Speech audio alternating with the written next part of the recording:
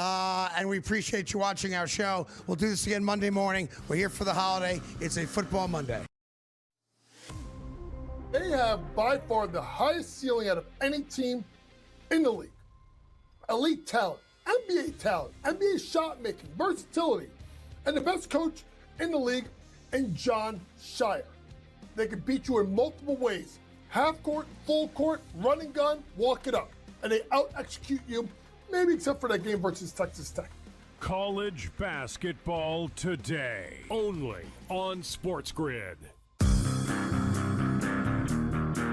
When did we become, so bitter that we can't accept another man's apology?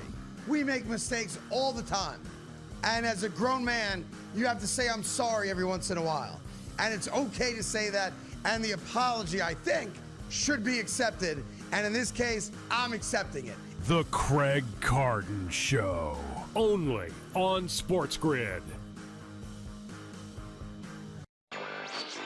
The Chicago Blackhawks of the National Hockey League are now official partners with Kalshi. It takes effect this week. Each side can use the other's intellectual property for co-marketing purposes, and Kalshi will be promoted during home games at the United Center and on Blackhawks broadcasts. First of its kind, certainly probably not the last as well.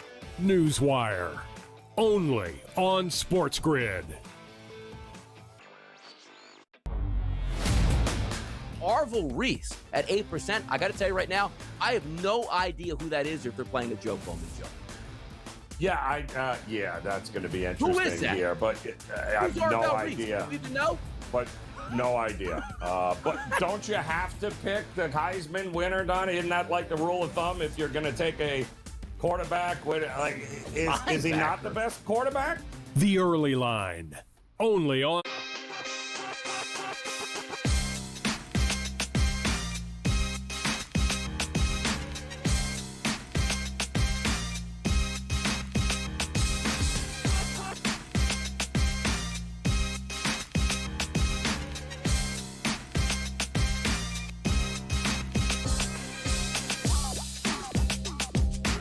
We are here and we are live on SportsGrid. It is Game Time Decisions with you on a Friday night. Kevin Walsh here live from the Decisions desk where we are wondering, Larry Fitzgerald, top 5 wide receiver ever?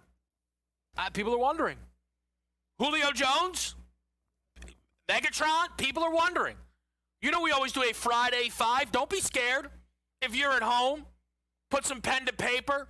You can tweet at us, at SportsGrid, at the Kevin Walsh, your 5 best wide receivers. Hey, listen, we're having a little bit of fun here on a Friday. We, of course, are going to get down to business and talk about this divisional round, which begins tomorrow in the AFC with the Broncos hosting the Buffalo Bills. We have been tracking the line movement throughout this week, and this line is one that has continued to push towards Denver. Not outrageously, a 1.5 to 1 point favorite, a money line as low as -115, but the Broncos do settle in as favorites. A very similar situation to when Buffalo played Jacksonville. That line flipped from Bills 1.5 to Jacksonville 1.5. The hooks all gone in game 2. That's Seattle and San Francisco, a 7-point spread. We saw added to the injury report, Sam Darnold, though nobody at all thinks Sam Darnold could miss out on that football game, and that is why the line has stayed steady at 7. The important news out of Houston, Nico Collins confirmed out for the Houston Texans, who go to New England and play the Patriots as a field goal underdog. That line has been pretty steady as well throughout the week. The total sitting strong at 40.5.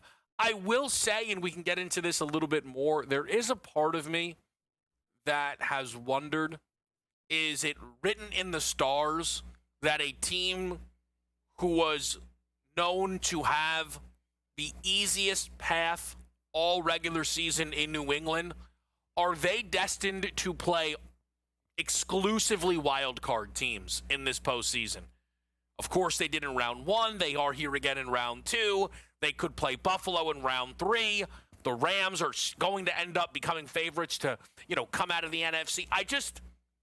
And I'm not rooting in those results. You guys know I have some Broncos-related tickets, but I have wondered, do the Patriots just play wild card only, pillar to post in this postseason? Perhaps your most substantial move does come from Los Angeles and Chicago. The Bears catching 4.5 in a number of spots. The 3.5s are all gone right now in terms of this matchup in Chicago. That line has been on the move. What's interesting, as the spread has gone up, that total has still come down. I mean, it's settling at 48.5, but this is a number that opened 50.5 earlier in the week there. I don't think it's injury related, though. Rome Odunze still questionable. DJ Moore is going to be a go in this matchup. Still a lot of expectations, of course, on the rookies in Luther Bird and Colston Loveland. But this is just where the money is right now, and it is on the Los Angeles Rams, so we will get into that. Speaking of money and Los Angeles, I know many of you out there still trying to probably catch your bearings with the news that came in Major League Baseball that Kyle Tucker, the most sought-after free agent, was going to join the Los Angeles Dodgers. The Dodgers have a shorter number to win the World Series than any single team does right now to win the Super Bowl. Come on, man. Come on, man. It's one of these, I don't know. Like, if you wanted a lockout, I guess sweet, because that's where we're headed in terms of Major League Baseball. It seems inevitable. The intrigue on the Dodgers, I think, will be just how many wins do they notch. Last year's team, though, from a regular season end of it, didn't deliver. Postseason, of course, they had a great run. The World Series was fantastic. But the two-time defending champions, adding once again the biggest names, it's not exciting. You can tell yourself it is. It's not. You might think, Kev's always hard on baseball. I was very kind to baseball over the last 2 years, I'd like to believe. They still do some knuckleheaded stuff. But I thought they've delivered us actually a pair of great World Series over the last 2 years, both of which the Dodgers won. I take this from an NBA guy. When the Golden State Warriors added Kevin Durant, we had intrigue initially. And then they won 2 titles in a row. And then they signed DeMarcus Cousins on a vet min, and people threw their hands up. They threw their hands up. They're like, I'm done with this. It's not that interesting. It lost interest. And you'd be like, the Warriors didn't win the title that year. Yep. Durant injured. Clay injured. It took a lot to get Toronto across the finish line. And it took a lot to get people to actually think any other result was going to happen. Mind you, Golden State were heavily favorites in that series when people didn't know if Durant was going to even play or not. I'm just saying, for Major League Baseball, who is having a good run, last night wasn't a good night. It wasn't a good night. People in Los Angeles are happy. It wasn't a good night. And it's reflected in the numbers. Plus 220 to win the World Series. It just removes a lot of intrigue. Bo Bichette was signed today. Who cares? Yeah, who cares? Honestly. That's just the truth. Maybe he'll be good for the Mets. All right, here we go. But it's where we are. It matters significantly less, relatively speaking. And that is not what people want. What people do want, of course, is to get involved with tonight's slate. No doubt about it. And we will do just that. If you take a look, the NBA board tonight, it is not massive, but it does have a couple of interesting games here. All right, we're going to get a little annoyed on a Friday night. We're going to clean it up, though, for you. It's all right. We're here. We're hanging out. We're making it happen. Sixers, Cavs, tips off your primetime slate. Philly at home, 2.5-point favorite. Darius Garland out for this basketball game. These teams just played in Philly. We're at that part of the calendar where you get some of these double-ups. Same team, same building, within 2 nights, 3 nights. That's the case here. So Philly up to a 2.5-point favorite. We'll get into this game. Rockets, Wolves loses a little bit of luster due to Minnesota not having Anthony Edwards available tonight. And having a sneaky unhealthy season right now in Minnesota. These all NBA teams might be awful. I mean, but that's, again, the 65-game minimum. They had no idea what they were doing. One of the dumbest things of all time. I cannot believe anybody defended that in real time. Shout out me for not doing that. Yet, you do have a Houston Rockets team as only a 4.5-point favorite because, one, they're playing awful basketball right now. Our guy Doug Kazarian stopped by last night and kind of alluded to the idea that the Rockets were going to take a bit to get out of this funk. And the Thunder basically played, 18 good minutes in that game, maybe. Beat them by 20. Houston, though, is still a 4.5-point favorite due to no Anthony Edwards in that game. The College Board is sneaky all right tonight. Sneaky. No ranked teams. 6:30 tip in the Big East, Providence and Creighton. Providence is better than the 8-9 record they have. Kansas, Baylor in the Big 12. Jayhawks are going to get ranked as long as they avoid upset here.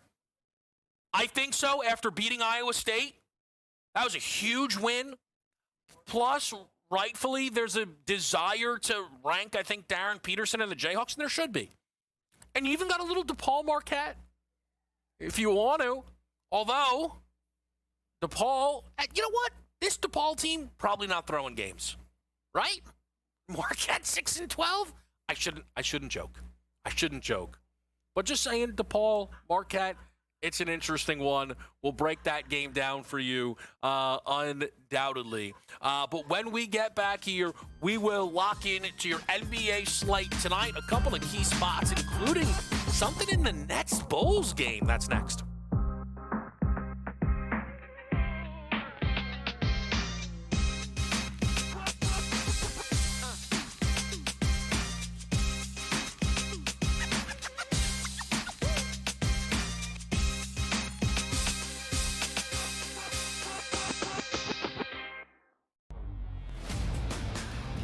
Memphis is shopping John Morant. Yeah, no kidding. They should have shopped him 2 years ago and got rid of him. The problem is, where does he go? Like, what team is going to sit there and deal with a dude who, A, has not been healthy or reliable both on the court or off the court? Like, who's trading for John Morant here, Coach? The Early Line. Only on SportsGrid. New York Giants. They fired their head coach, Brian Daboll. Now, they did that during the season. Harbaugh is the favorite by a wide margin. Looking at Kalshi right now, Joe, 56%. 56 that he's the coach. The guy behind him is Kevin Stefanski at 25%. Is this look like it's just a Harbaugh spot? And if not, why is Harbaugh waiting until Monday? Does he want to see if something else opens up? But it looks like he's the heavy favorite and probably will get the job. Pro Football Today. Only on SportsGrid. Aaron Rodgers' season and maybe career comes to an end. But I want to start by saying this. We always go to the losing team, it feels like, first sometimes. And I know we're going to spend a lot of time on Pittsburgh. But I think Houston's live, right, man? Like, I mean, if they're going to play that kind of defense next week, they're going to beat New England too. Newswire. Only on SportsGrid. Awesome offensively, and in reality, they weren't awesome offensively. In the first half, they just had the Kwan Lacey broken play. I hate to say this because I do not want to take away credit from everybody who went on the run that they went on. But I think it's fair, maybe you won't, to wonder if that result is different if Lane Kiffin sticks around and everybody else with this Ole Miss. Game time decisions. Only on SportsGrid.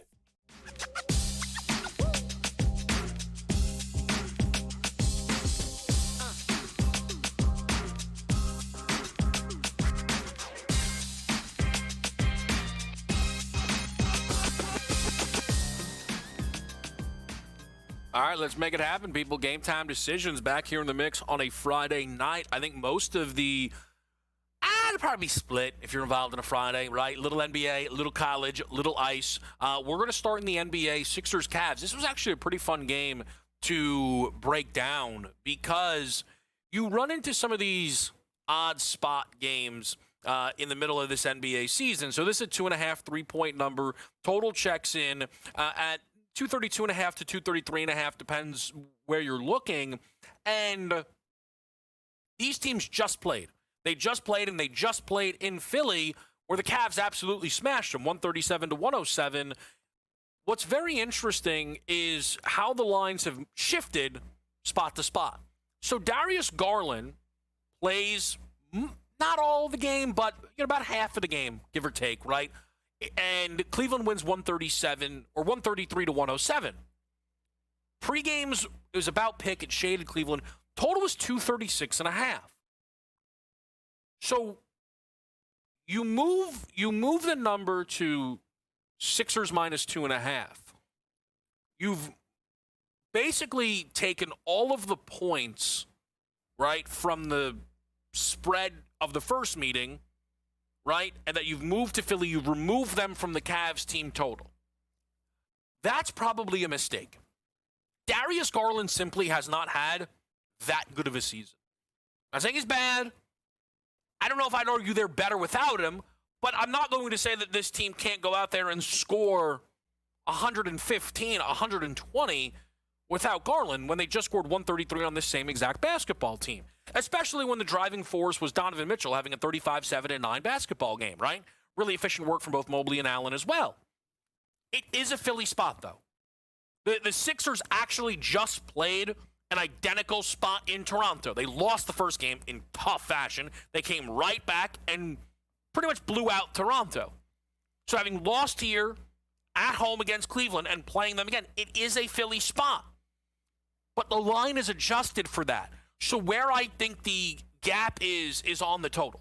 I think this total dropping 4 points for a Garland absence is a mistake because I think Cleveland can still score, but I think it's still a Sixer spot. So I think this could be a 122, 120 basketball game that gets well through the number. I think that's completely on the board here tonight. Maybe it's 122, 116. Again, we're still playing right through this total tonight. That's what I'm expecting here in the Sixers and the Cavs game. I like over on this spot.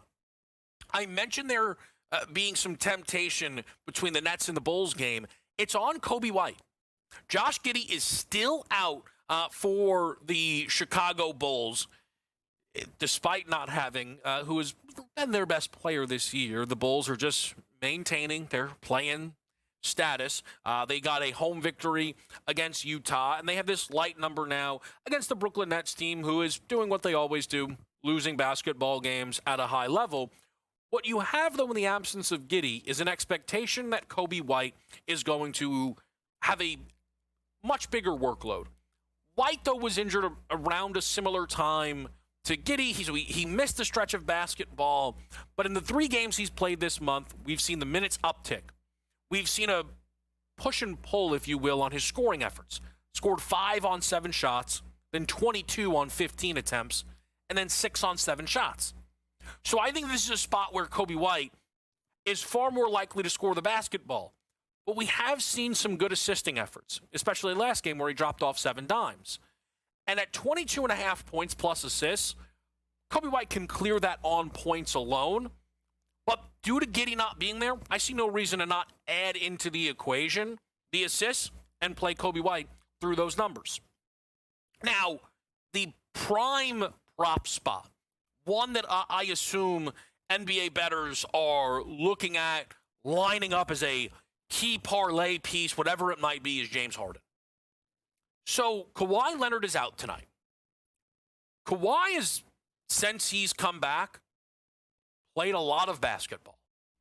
And that means we actually don't have a very recent sample size, nor all that massive, but certainly recent of Harden, James Harden, without Kawhi Leonard. But the sample size that we have, the last time Harden, it was in November, but the last time he played without Kawhi, he scored 55 points. James Harden, in his last 7 games, he's played 9. In the last 7 games without Kawhi, is averaging 36 a night. And there's multiple 35-point triple-doubles in there. Multiple. He has gone over a 27.5 points prop, which is the number, in 6 of the 7 most recent games he's played without Kawhi. Again, the first few times that he was playing without Kawhi, he was not playing very well. He was not super efficient. But we have started to see that flip. Again, it's just been a while. So I think you could use that to offer up some hesitation. But this is a very short spread that suggests the Clippers will be in the basketball game. The Clippers have won 4 in a row. We have talked about this team who has been just playing significantly better basketball than when they were 6-21. Again, they've now won 11 of their last, I believe it is 13 basketball games.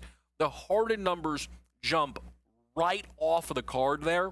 And I think it's, are you playing parlays tonight and you want to throw them in for 3 made threes, 25 total points, 40 PRA, right, 35 PRA, that gets interesting. The one thing that I was a little surprised by is the all-or-nothing nature of his rebound-assist market, typically without Kawhi. Right, he has the 2 triple-doubles. His rebound-assist totals, though, in some of those other games, 10, 13, 11, there's a 15, a 13. It's not every night you're getting at least even a double-double. He has 2 triple-doubles. He doesn't have a double-double, if you get what I'm saying. So I think that's something to keep your eyes on. The rest of this card, you go to Houston. We talked about that with Minnesota. No Anthony Edwards. The Rockets settle in as 4.5-point favorites. And then it's the red-hot Sacramento Kings, who have won 3 in a row against the Rockets, Lakers, and Knicks, all by double digits, mind you, at home against the Washington Wizards. We'll keep eyes on that. Let's get to the college basketball slate after this break on SportsGrid.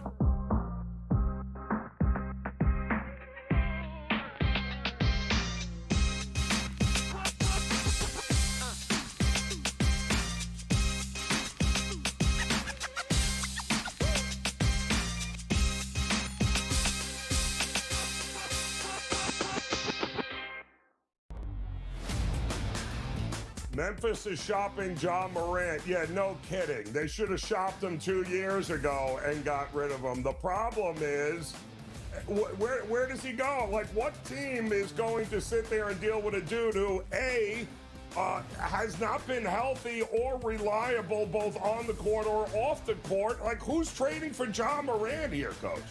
The Early Line. Only on SportsGrid. New York Giants. They fired their head coach, Brian Dable. Now, they did that during the season.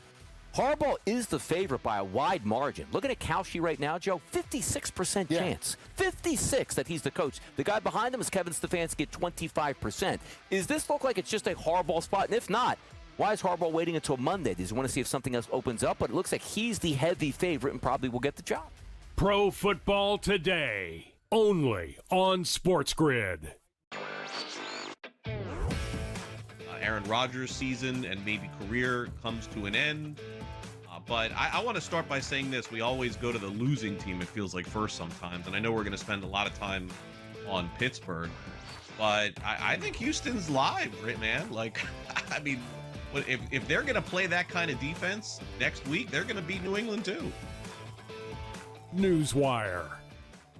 Only on SportsGrid. Awesome offensively, and in reality, they weren't awesome offensively. In the first half, they just had the Kwan Lacey broken play. I hate to say this because I do not want to take away credit from everybody who went on the run that they went on. But I think it's fair, maybe you won't, to wonder if that result is different if Lane Kiffin sticks around and everybody else with this Ole Miss. Game time decisions. Only on SportsGrid.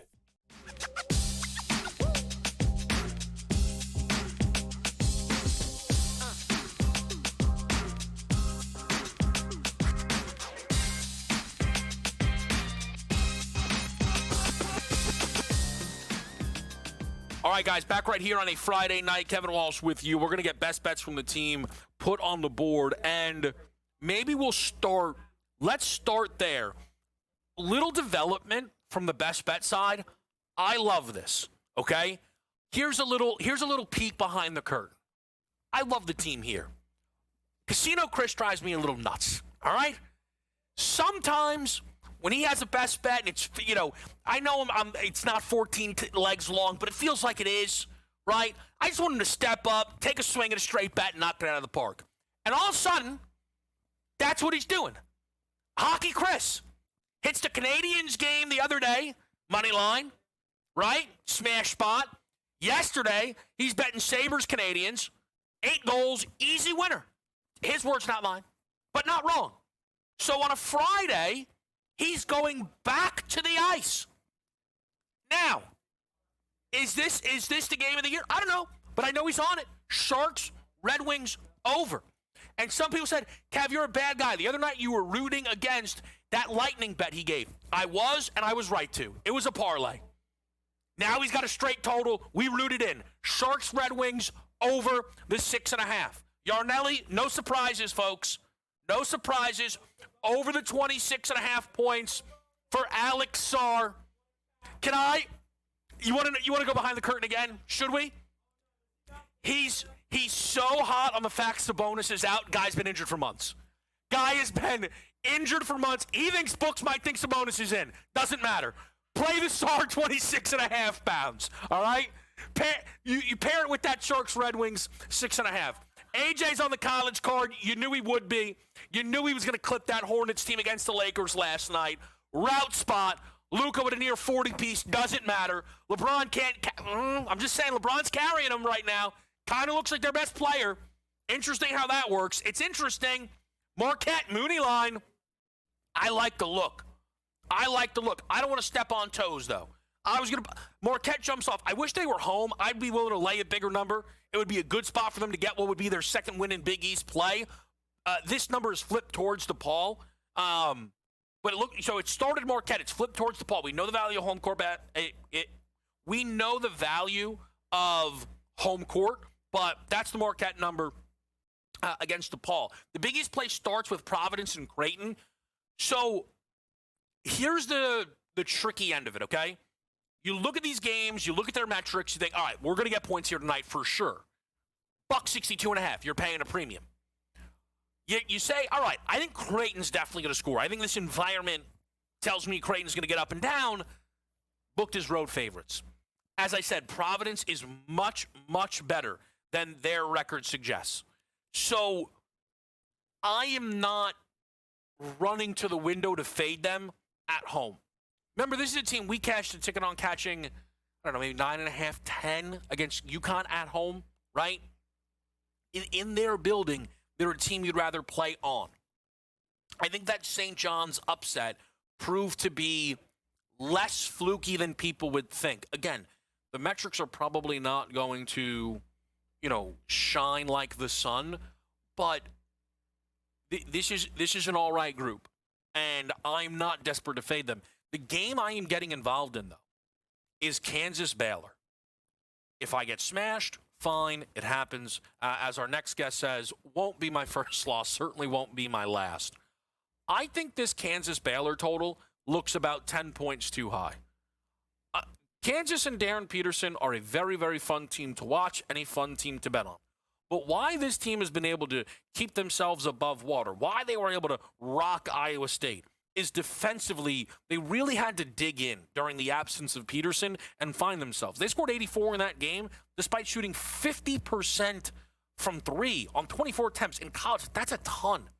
So I don't know if that Kansas offensive performance translates to the next game here. You'll say, well, probably Baylor is very, very bad defensively, very good offensively.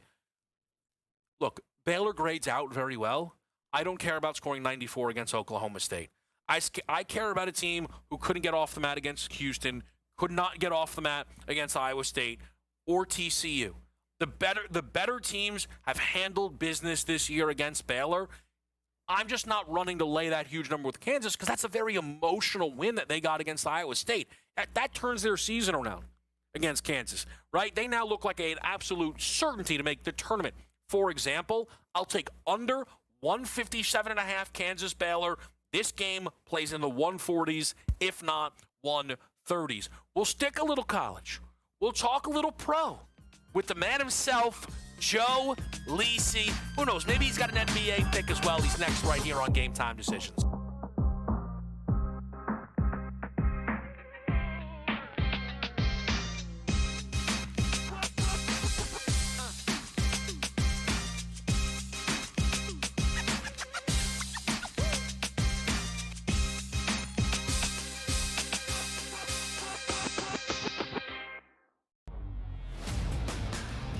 Memphis is shopping John Morant. Yeah, no kidding. They should have shopped him 2 years ago and got rid of him. The problem is, where does he go? Like, what team is going to sit there and deal with a dude who, A, has not been healthy or reliable both on the court or off the court? Like, who's trading for John Morant here, Coach? The Early Line. Only on SportsGrid. New York Giants. They fired their head coach, Brian Dable. Now, they did that during the season. Harbaugh is the favorite by a wide margin. Looking at Kalshi right now, Joe, 56% chance. 56 that he's the coach. The guy behind him is Kevin Stefanski at 25%. Is this look like it's just a Harbaugh spot? And if not, why is Harbaugh waiting until Monday? Does he want to see if something else opens up? But it looks like he's the heavy favorite and probably will get the job. Pro Football Today. Only on SportsGrid. Aaron Rodgers' season and maybe career comes to an end. But I want to start by saying this. We always go to the losing team, it feels like, first sometimes. And I know we're going to spend a lot of time on Pittsburgh. But I think Houston's live, right, man? Like, I mean, if they're going to play that kind of defense next week, they're going to beat New England too. Newswire. Only on SportsGrid. Awesome offensively, and in reality, they weren't awesome offensively. In the first half, they just had the Kawan Lacey broken play. I hate to say this because I do not want to take away credit from everybody who went on the run that they went on. But I think it's fair, maybe you won't, to wonder if that result is different if Lane Kiffin sticks around and everybody else with this Ole Miss. Game time decisions. Only on SportsGrid.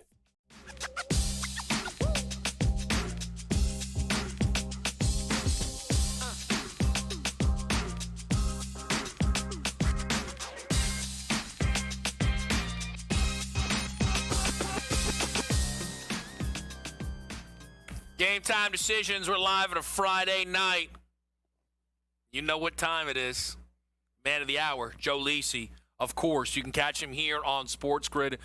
Just crush it all year long on college football today. We've got pro football today coverage.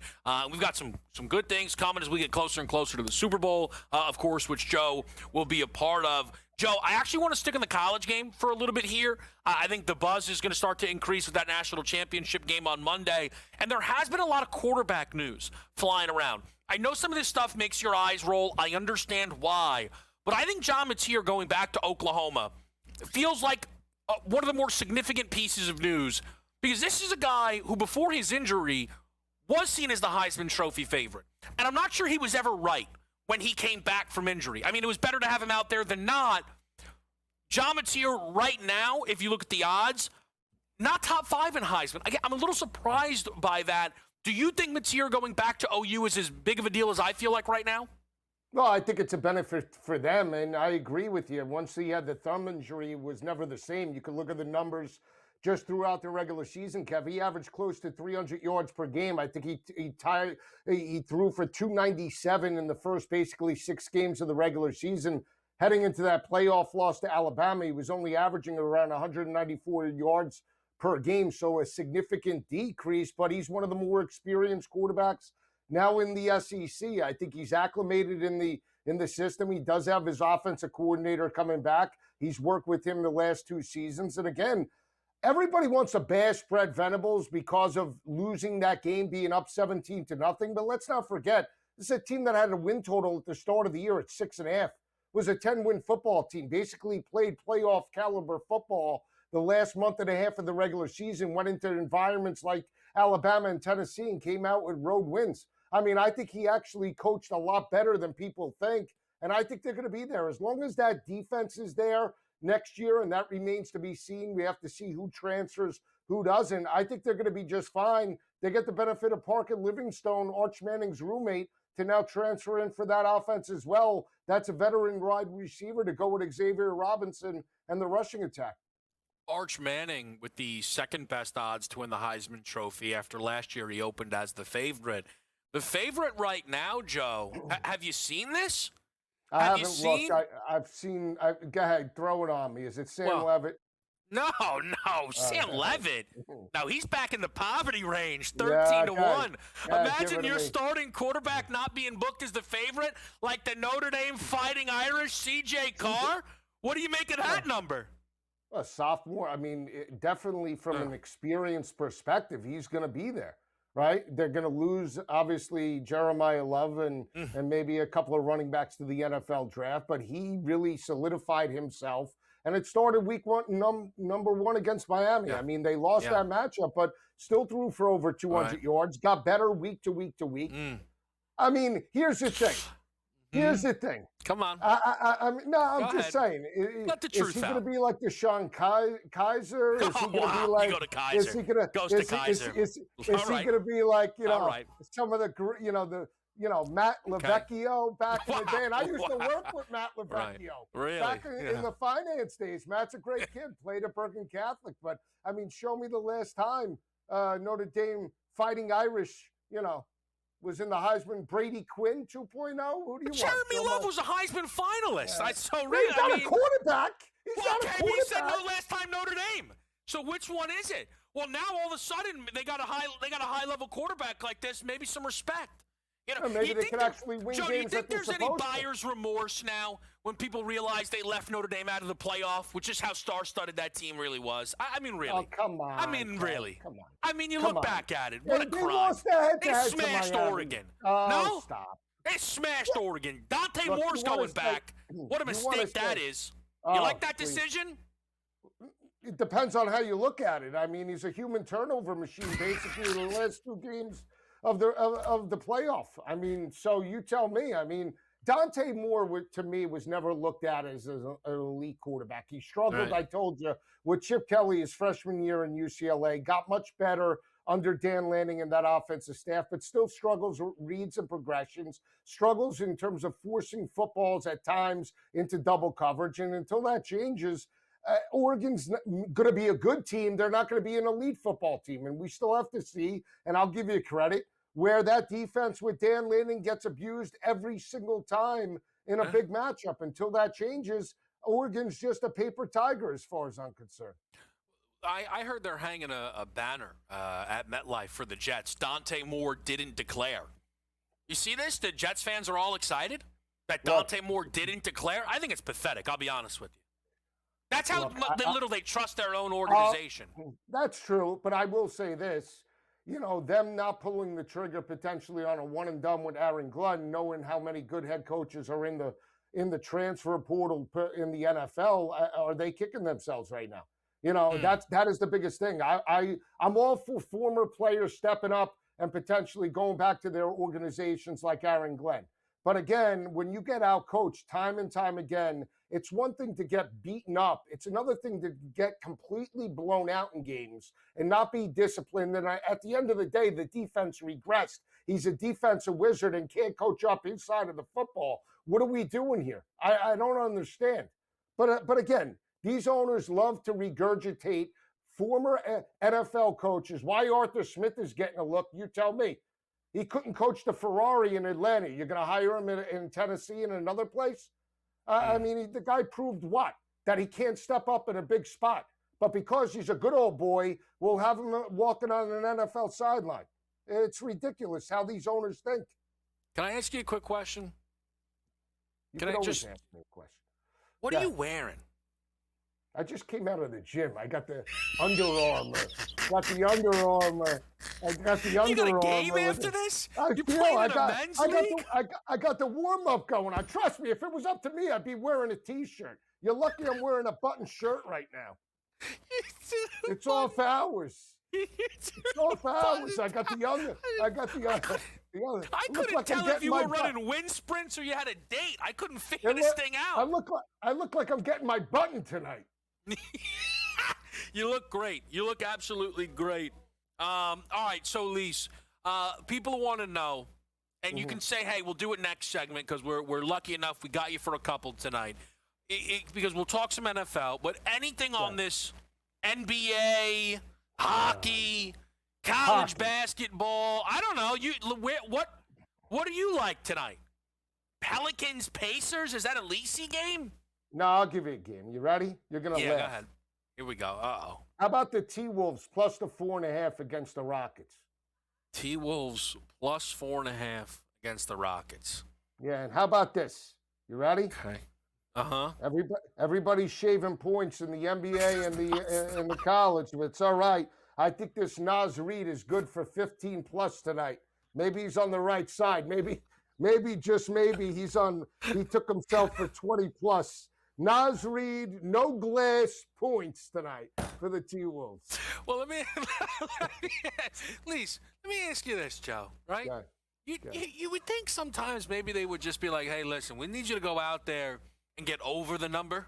You know what I mean? Why is it always to the under? Why is it always to the under? You know, we need you to go out there and score 30, guy. Can you make 6 threes? I'll Listen, here, I'll tell you what. Pulling every single one. I'll tell you what. I know they do this with AI and all algorithms, but they should put me on the red flag journey. To basically be on the oversight committee, because I'll be able to pull out. Oh no! I'm no wheel. But when Steph Curry one night all of a sudden hits 9 threes in a game, and all of a sudden can't hit the side of a barn, and he scores 9 in 26 minutes. Okay. If that's not a red flag, I don't know what is. Lisi thinks no number ones are allowed to catch passes as Puka Nacua sets every postseason record under the sun. We'll talk NFL after the break.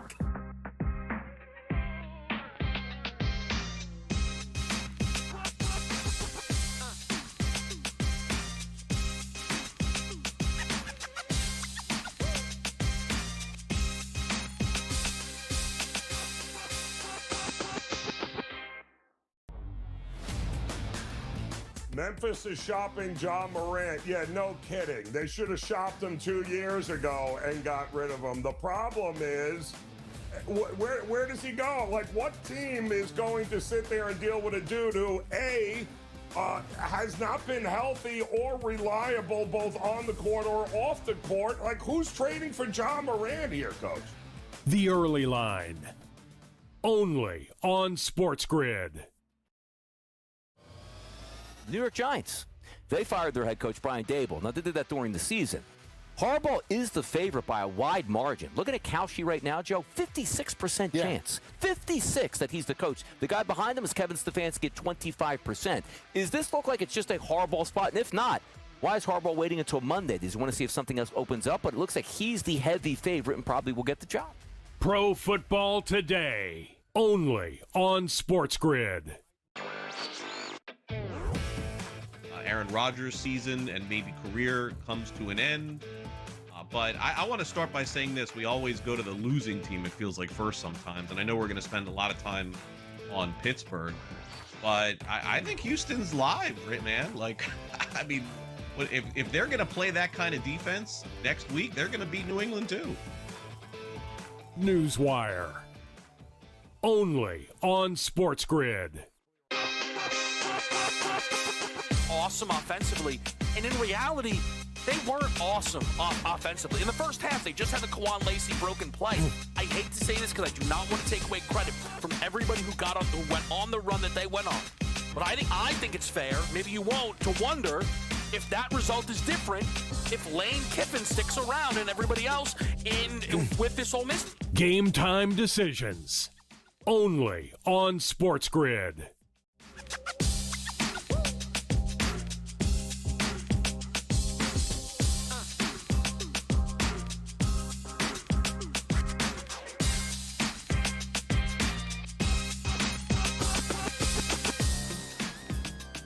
All right, folks, Game Time Decisions back here on a Friday night. We've got Joe Lisi with us, taking a look at the NFL divisional round. Numbers have been moving, sides and totals.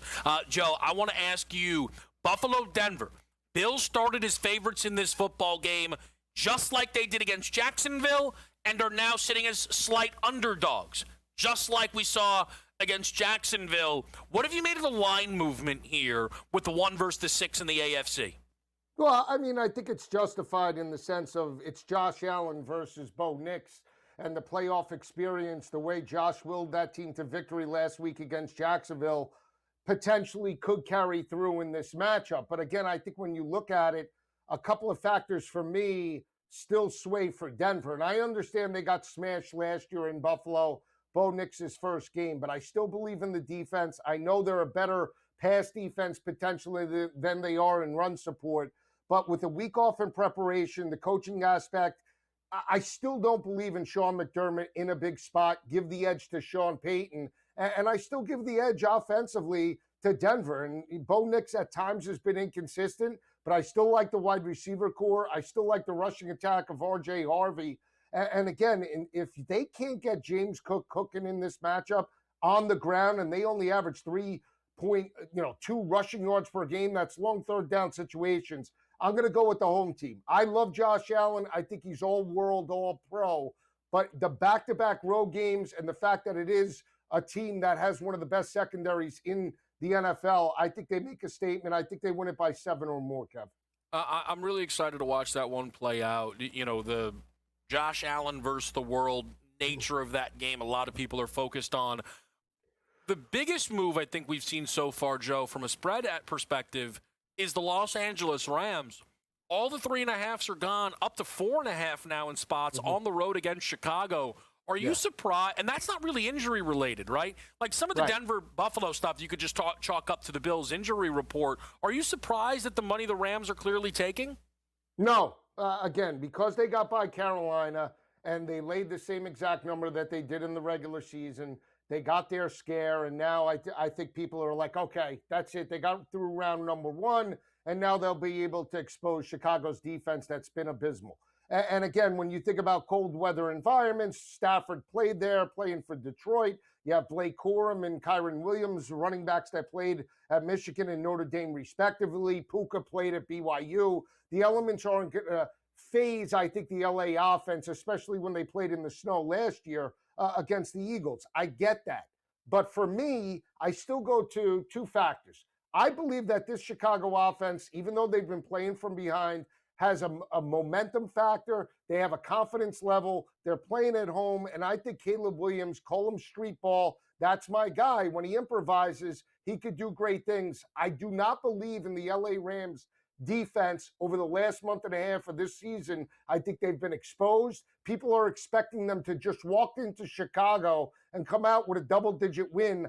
I don't see it that way. I think Chicago can run the football with Swift and Monungai. I also think they could throw it with those weapons, and I believe in Caleb on the ground as well. If he can make plays with his legs, he's going to put a lot of pressure on LA's defense, and I think that's the matchup to keep an eye out on. I think Caleb's live on the ground, anytime touchdown, but I'm taking the 4.5, baby. I like Ben Johnson. The fact that everybody's buying in, LaFleur was McVay's guy. He's going to call him. Yeah. Well, guess what? LaFleur lost the game.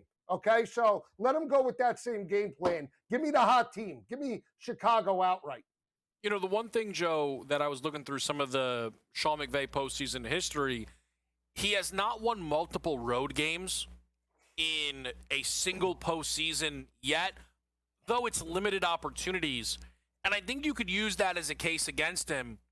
But also, if you're someone who's a big believer in Sean McVay, who's very proven at a young age, you could almost say, look, inevitably he's going to go on one of these runs. And I think that is also really on the board. I think this Los Angeles Rams team has a lot of pressure on them to deliver because we just don't know how long this core, Joe, is going to be around.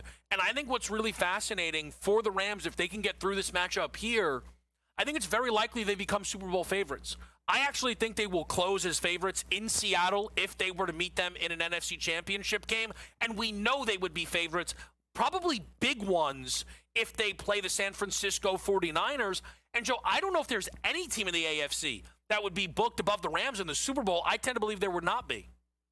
No, you make great points. I'm not willing to anoint the Bears as Super Bowl champs. What I'm saying is they're playing with momentum. The fact that they're playing at home, the fact that Streetball Williams and that team is confident, I'm not so sure that they go in LA and just push them around. I actually think Chicago is a little bit more physical than people think, especially on the defensive side of the ball. I think people are forgetting, as much as LaFleur potentially called the game plan into Chicago's defensive strengths. That defense consistently in the second half gave the football back to Caleb Williams with an opportunity to pull that matchup out. They made second half adjustments. I'm buying into that. And again, when you watch that game in Carolina, Carolina played pathetic, Kevin, and they still put up 30-plus points. Which offense is much better? Bryce Young flip a quarter the day that he's going to be good or bad, or Caleb Williams in this offense that are basically hitting on all cylinders the last month and a half of the regular season? Yeah, You're not buying in. You're not buying in. The Bears defense, Joe, is a concern. And I will say this. Look, I am not running to lay that number with the Los Angeles Rams. I think some of it, Joe, is I'm worried also to cross myself up. I think this happens as a better sometime, right? As somebody who thought Chicago would lose in round one, now all of a sudden like them here in round number 2 against the Los Angeles Rams. I'm not sure that, you want to sometimes kind of follow those instincts, right? And listen, you and I are going to get into this a lot Sunday. I think one of the fun things that we're going to discuss Sunday, people are going to think this is ridiculous, but I think it's up your and I alley, is how to bet this Texans offense without Nico Collins. There's going to be about 4 to 6 different pass catchers that are going to have life in that game. Yeah, and, DeMeco Ryans, I'll give him all the credit. Great defensive-minded head coach. He's the Dr. Evil of the NFL because against New England, you're going to have to put up points. I don't know if he could do it. I will say this, best bet for me over Seattle, San Fran, 44.5. I like that look, Joe. All right, buddy. Well, we'll talk this weekend. Excellent from Lisi as always. We got Dan Cilio. Join us next right here on Sports Grid.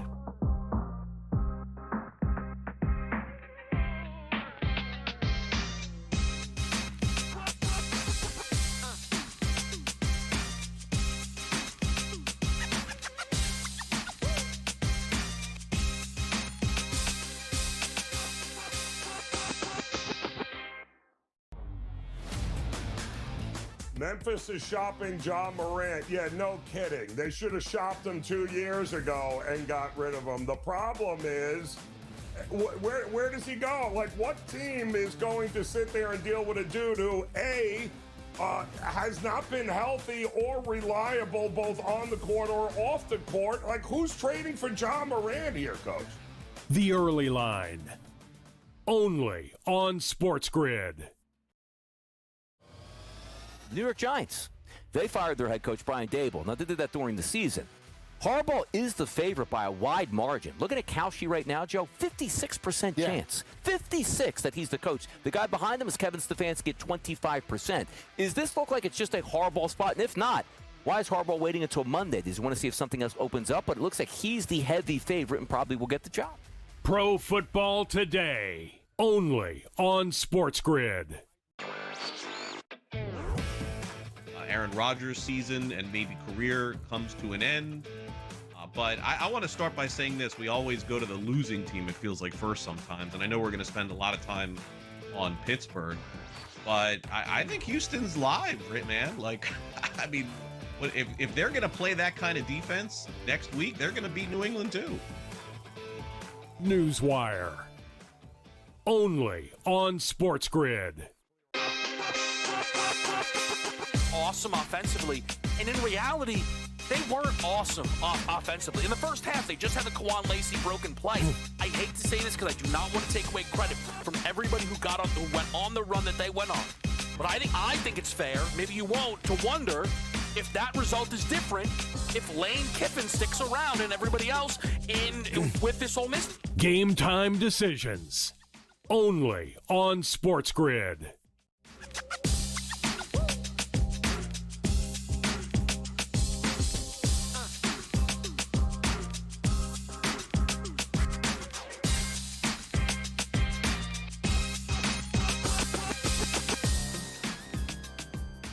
Time decisions here on a Friday night, and a cool moment here on Sports Grid is we expand a little bit, welcome in a new member to this Sports Grid family. It's Dan Cilio. I'm sure you guys have seen the hype build up. It all begins this weekend here on Sports Grid.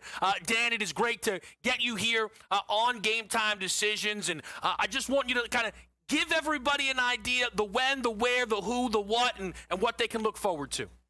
Buckle up, man. That's all I say, because we're going to ready to rock and roll in.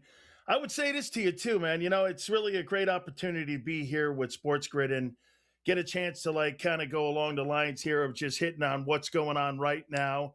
All the major topics. Obviously, this weekend, the divisional rounds. My Hurricanes are playing for the national championship on Monday. That'll be, I'm saying, number 6 against the Hoosiers. I'm looking forward to that. It's down in South Florida. A lot of football this weekend, too, which will be the front line. And really, I'm looking forward to it, man. A lot of people are going to be talking again, looking at that game on Monday. You know, I know it's an 8.5 point, but if you go back to it, Kev, wasn't that kind of the same number that the Ohio State Buckeyes were when they took that team to the woodshed? So, all right, everybody keeps telling me that Indiana's going to take Miami out on Monday, but let's go play 60. Yeah, I mean, one thing that is funny is to hear you call them your Canes. It makes me feel silly when I'll say my Fighting Irish. I didn't even go to Notre Dame, much less play at Notre Dame, but that's kind of the ownership that we have to take. I will say, let me ask you this, though, Dan, because everyone thinks Notre Dame and Miami people probably going to hate one another. I think Miami, though, going on this run, it's not about the committee got it right.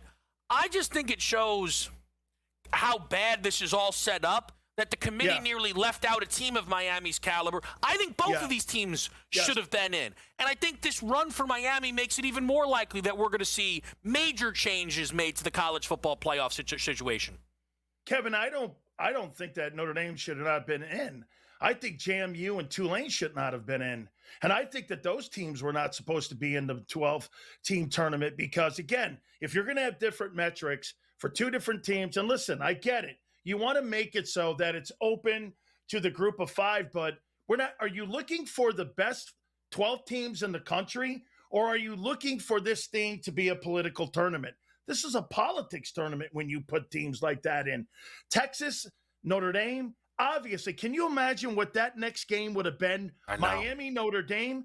With that game and the ratings, what that thing would have been for people to see that game. I can't wait for November 7th when that game is actually being played next year with Miami, Notre Dame. They're in South Bend. Now, Kev, I will say this, you know, I got to bring this up. The 2 times that I did play Notre Dame, we beat you guys 58-7, and we beat you guys 24-0. So, you know, I think that's where the rivalry kind of started back in the day with the convicts versus the Catholics back in the day. Well, look, I think my dad would want me to say I expect that score line to look that way but reverse next year when they play in November, Dan. I got to be honest with you. Let me ask you about some of the NFL games this week, and I know you'll be hitting them, of course, tomorrow on the show. But I think there's so many people relying on just the power of Josh Allen against the number 1 seed in Denver. Do you think these are fair expectations being put on Josh? Here's the thing. Do you believe that football team can win 4 games in the postseason, being a wild card team? They needed to host a game at their building. And for him to go in with that roster into Denver, and by the way, Denver is a thing, okay? Mm-hmm. Home field advantage, Mile High, I've played there. That's a thing. So to go in there and only him, who's he throwing the ball to? I mean, that roster that Denver has is outstanding. I mean, who's that, Tupac Shakur that's playing wide receiver? I have no idea who's playing wide out for this team. So, look, can Superman put the cape on one more time? I'm thinking he can. I think he takes care of business up there. I think that is the biggest thing that works in their favor is I don't think he was A+++ against Jacksonville. And we know he has those games in him, but I think you're on it. He has to be that again and again and again, and it becomes a very, very difficult thing to do. Remind people, Dan, again, only a taste here right now. I'm sure we will do this again. Remind people the when and the where tomorrow on SportsGrid. Absolutely, guys. Please do me a favor. Saturday and Sunday, it'll be noon to 2. We will be talking sports, obviously, with all the divisional games, and, of course, the Monday night game for the national championship.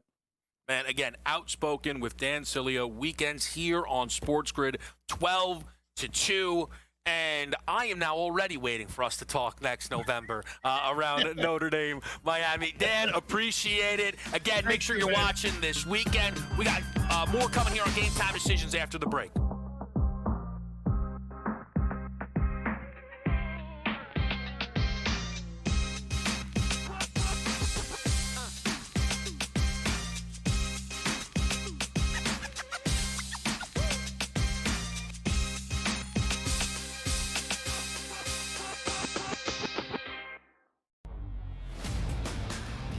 Memphis is shopping John Morant. Yeah, no kidding. They should have shopped him 2 years ago and got rid of him. The problem is, where does he go? Like, what team is going to sit there and deal with a dude who, A, has not been healthy or reliable both on the court or off the court? Like, who's trading for John Morant here, Coach? The Early Line. Only on SportsGrid. New York Giants. They fired their head coach, Brian Dable. Now, they did that during the season. Harbaugh is the favorite by a wide margin. Looking at Kalshi right now, Joe, 56% chance. 56 that he's the coach. The guy behind him is Kevin Stefanski at 25%. Is this look like it's just a Harbaugh spot? And if not, why is Harbaugh waiting until Monday? Does he want to see if something else opens up? But it looks like he's the heavy favorite and probably will get the job. Pro Football Today. Only on SportsGrid. Aaron Rodgers' season and maybe career comes to an end. But I want to start by saying this. We always go to the losing team, it feels like, first sometimes. And I know we're going to spend a lot of time on Pittsburgh. But I think Houston's live, right, man? Like, I mean, if they're going to play that kind of defense next week, they're going to beat New England too. Newswire. Only on SportsGrid. Awesome offensively, and in reality, they weren't awesome offensively. In the first half, they just had the Kawan Lacey broken play. I hate to say this because I do not want to take away credit from everybody who went on the run that they went on. But I think it's fair, maybe you won't, to wonder if that result is different if Lane Kiffin sticks around and everybody else with this Ole Miss. Game time decisions. Only on SportsGrid.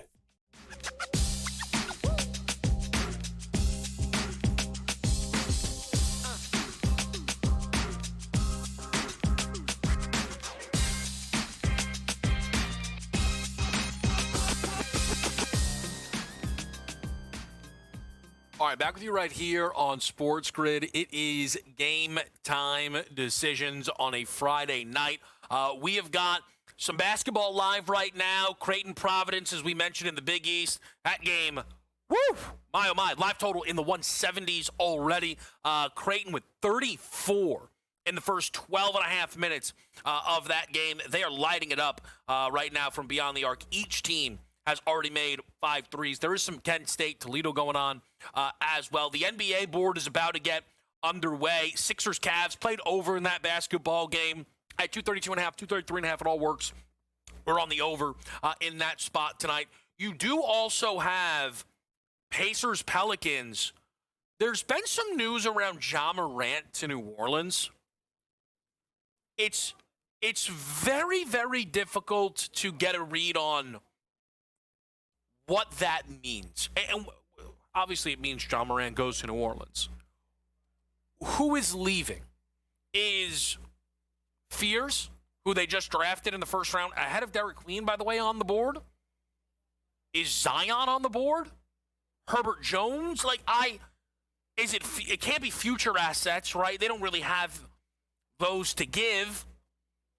I'm very curious what New Orleans would be offering up to make that a reality. Also, what they would be offering up to where anybody would have anything kind to say about the decision. It's going to be an interesting one to follow. Look, another thing to follow, and I know that I might be beating this drum a little bit, but if it comes in, you'll be able to say, hey, we were talking about it on Game Time Decisions. I just wouldn't hand wave what's going on with the Los Angeles Lakers. Here is the simple thing about the Lakers we can all agree on. They are not very good. They have a negative point differential. There is no team with a winning record that has a negative point differential other than the Lakers. So that's the top 8 teams in the Eastern Conference and the other top 8, so 7 teams in the West, removing the Lakers. Yet they are 24-15. it shows they're not as good as that record. And you can tell yourself, oh, when Reeves gets back, it'll be fine. I do not have reason to believe that because I don't think it all fits. And here is one of the sneaky things going on with LA. When LeBron debuted in mid-November and was not hitting the ground running, saw the 10-point streak snapped, people had wondered, hey, is that it? Right? And we've now entered January. He's playing 34 minutes a night, averaging 28, 8, and 8. Oh, he's just doing the same stuff he's always done his whole career. So it was a ramp-up period. He's shooting 55% from the floor, a fine 33% from three, 88% from the line. And why I bring that up is this. It's twofold. It means LeBron has value on the trade market, which people were wondering. And it means LeBron still has meaningful basketball to play somehow against all odds. So if this Laker team isn't interested in winning at a high level this year, which they suggest they aren't, why would he stay there? Because it's not for a retirement tour. The odds are people believe if he's playing next year, it's not in Los Angeles. So for what? It's just, again, maybe it's much to do about nothing, but it just feels like something. And it's something that I know I will be watching. Again, as we get into the 7 o'clock window, Red Wings Sharks gets underway. Chris is on that over at 6.5. So if you want some ice, you can get involved there as well. But let's take the opportunity to talk about one of the biggest stories, certainly of the week, one of the biggest baseball stories. Is it in recent memory? I'll let him tell it. Craig Mish. Again, not just a fantastic host here at SportsGrid covering Newswire and FST, but also a premier baseball newsbreaker who was a part of a Yankees deal earlier this week with the Miami Marlins as they acquired Ryan Weathers. Craig, the news that Kyle Tucker is going to the Dodgers. And again, we appreciate you making some time here with us on Game Time. What was your first reaction when that news broke? I was pretty disgusted. It sucks. Yeah, I'm not a big fan. I understand that it's the dynamic, and the Dodgers are certainly playing within the rules, but I think it just does come a point of overkill, I think, Kevin. I think we've reached that point, and I think, look, I can't indict any team for doing or not doing anything in terms of salary to this point. But I've always said, and I've said with you when I've made the appearances, that a change is coming for baseball, and I certainly think it'll make it more competitive. Tucker, look, it's a great ad for the Dodgers. They could just keep doing this, I guess, forever. But it doesn't help with competitive balance, I don't think, at all. And I think that I'm hopeful that the players and the owners are able to come together and work something out. So things like this can go away, but also at the same time, make sure the players get paid appropriately, which I am hopeful that they'll be able to sort out. So for me, it's validating to hear you say that because, look, we can all have our overreactions, but Craig, in my times talking to you, very, very level-headed, and I've been telling people that I factually do not actually think this is good for baseball because I think you've jumped the shark. Again, the Dodgers getting everybody, like we're accustomed to it, right? But now it feels literal. It now feels like there's just one team who's playing a completely different game, and they are the already current back-to-back champions. So what it does to me, Craig, is it also takes a lot of drama out of a sport that for years we've said, hey, it's baseball. You never know. Craig, they have shorter odds to win the World Series right now than any team does to win the Super Bowl. That's insane. Yeah, we're a long ways from there. They almost lost the World Series. It was very close, and there's no guarantees of that. They'll probably have a super high win total also, which I believe last year they went under on, and they very well could go under on again. I don't think it guarantees a championship. It just guarantees that they'll be in the postseason, and they have a better chance to win it than anybody else, and that's not particularly close. But yeah, like I'm not mad at the Dodgers. I think that they're playing within the rules that they have been given. But what I think is interesting, Kevin, if you like take a step back and think about it, I have a feeling very similar to the pitch clock. Right now, can you imagine a world without a pitch clock? Can you imagine a world without the extra wildcard teams? I think you're going to look back 5 years from now and say, do you believe there was a time where the Dodgers could just sign every single player? Wow, really? Did that exist?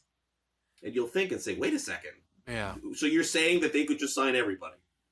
And I think it just has to go away. I do. What's interesting, though, is you will then get like this.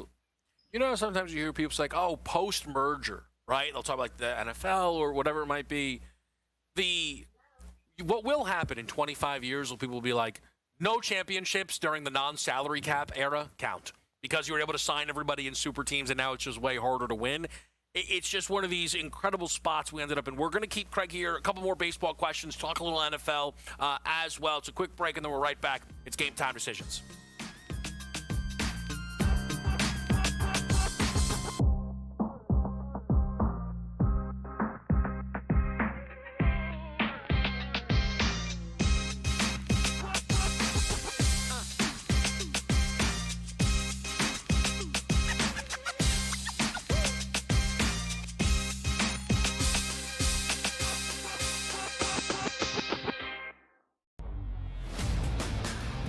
Memphis is shopping John Morant. Yeah, no kidding. They should have shopped him 2 years ago and got rid of him. The problem is, where does he go? Like, what team is going to sit there and deal with a dude who, A, has not been healthy or reliable both on the court or off the court? Like, who's trading for John Morant here, Coach?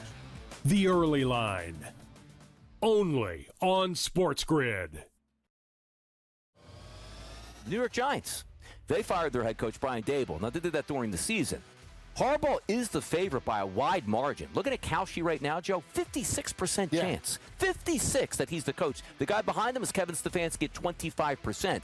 Is this look like it's just a Harbaugh spot? And if not, why is Harbaugh waiting until Monday? Does he want to see if something else opens up? But it looks like he's the heavy favorite and probably will get the job. Pro Football Today. Only on SportsGrid. Aaron Rodgers' season and maybe career comes to an end. But I want to start by saying this. We always go to the losing team, it feels like, first sometimes. And I know we're going to spend a lot of time on Pittsburgh. But I think Houston's live, right, man? Like, I mean, if they're going to play that kind of defense next week, they're going to beat New England too. Newswire. Only on SportsGrid. Awesome offensively, and in reality, they weren't awesome offensively. In the first half, they just had the Kawan Lacey broken play. I hate to say this because I do not want to take away credit from everybody who went on the run that they went on. But I think it's fair, maybe you won't, to wonder if that result is different if Lane Kiffin sticks around and everybody else with this Ole Miss. Game Time Decisions. Only on SportsGrid.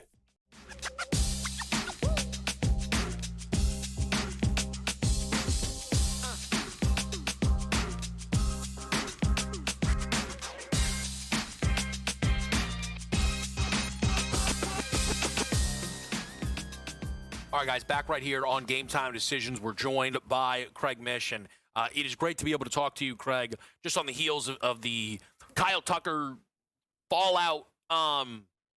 The setup is crazy.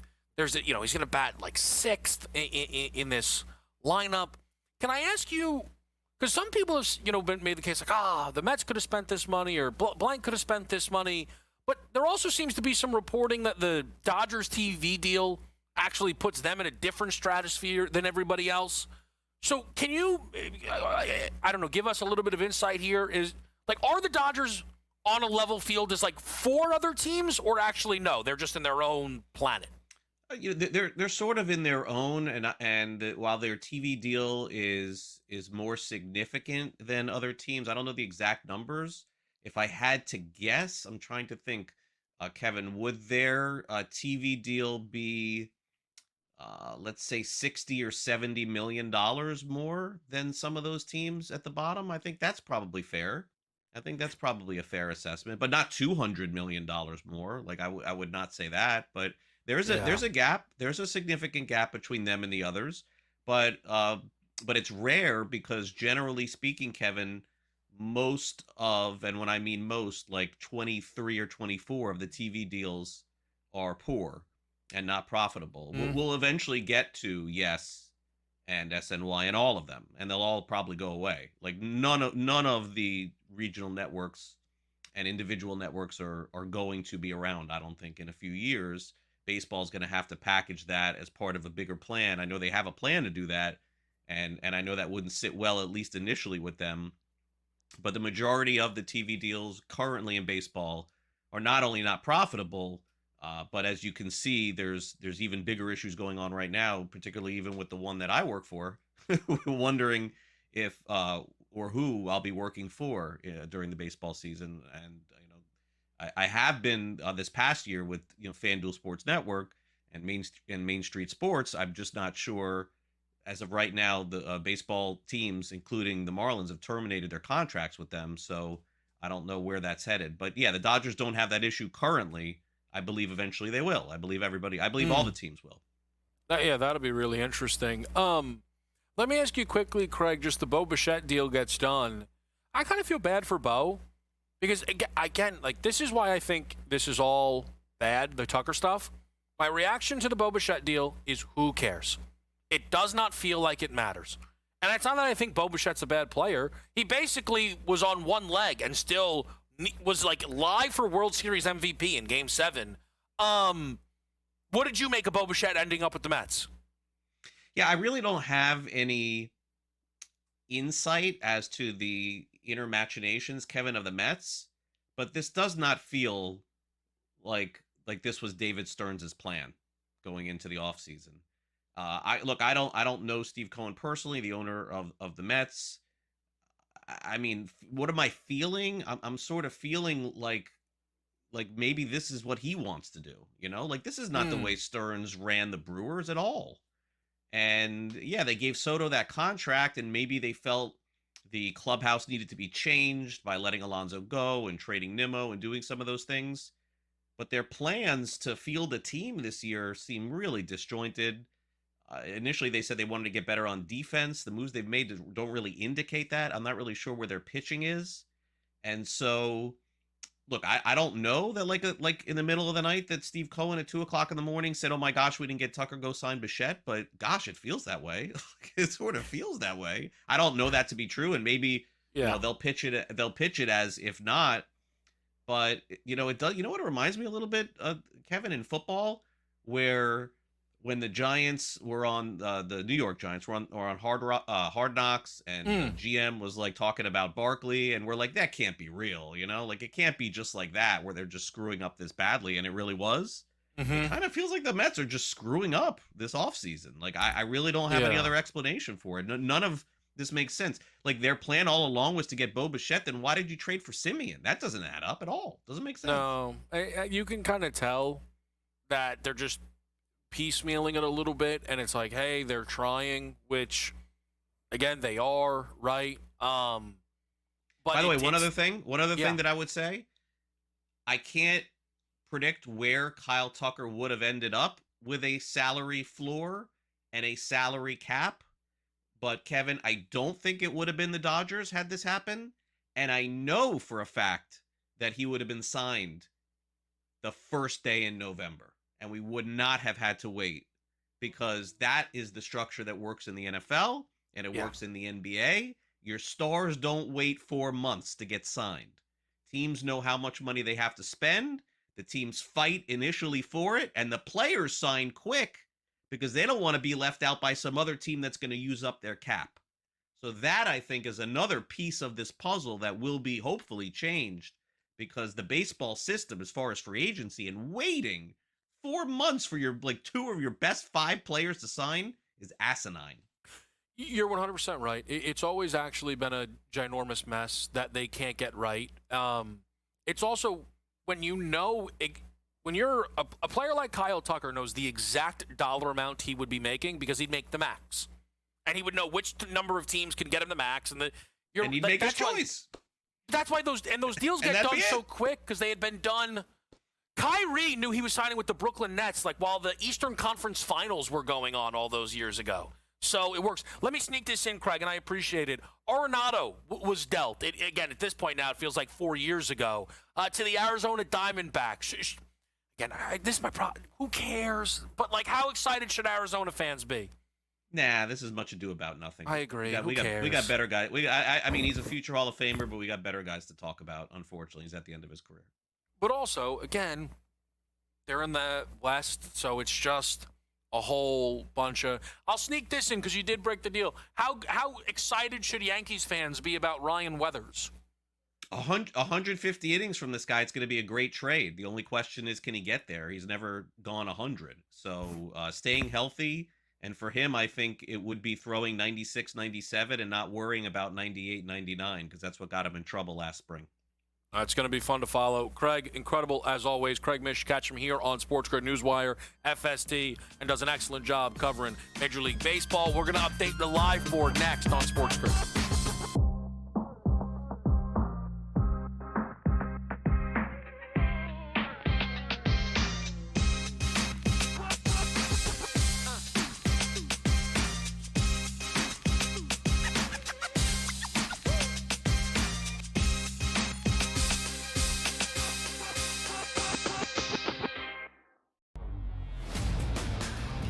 Memphis is shopping John Morant. Yeah, no kidding. They should have shopped him 2 years ago and got rid of him. The problem is, where does he go? What team is going to sit there and deal with a dude who, A, has not been healthy or reliable both on the court or off the court? Who's trading for John Morant here, Coach? The Early Line. Only on SportsGrid. New York Giants, they fired their head coach, Brian Dable. Now, they did that during the season. Harbaugh is the favorite by a wide margin. Looking at Kalshi right now, Joe, 56% chance. 56 that he's the coach. The guy behind him is Kevin Stefanski at 25%. Does this look like it's just a Harbaugh spot? And if not, why is Harbaugh waiting until Monday? Does he want to see if something else opens up? But it looks like he's the heavy favorite and probably will get the job. Pro Football Today, only on SportsGrid. Aaron Rodgers' season and maybe career comes to an end. But I want to start by saying this. We always go to the losing team, it feels like, first sometimes. And I know we're going to spend a lot of time on Pittsburgh. But I think Houston's live, right, man? I mean, if they're going to play that kind of defense next week, they're going to beat New England too. Newswire. Only on SportsGrid. Awesome offensively, and in reality, they weren't awesome offensively. In the first half, they just had the Kwan Lacey broken play. I hate to say this because I do not want to take away credit from everybody who went on the run that they went on. But I think it's fair, maybe you won't, to wonder if that result is different if Lane Kiffin sticks around and everybody else with this Ole Miss. Game time decisions. Only on SportsGrid.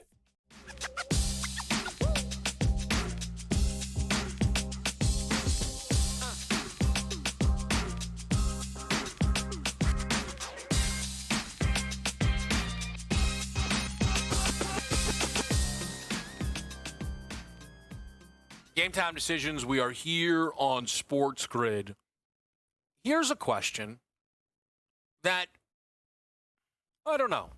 I'll throw it out. Major League Baseball. Let me try and add some intrigue to the sport. Let me do my best.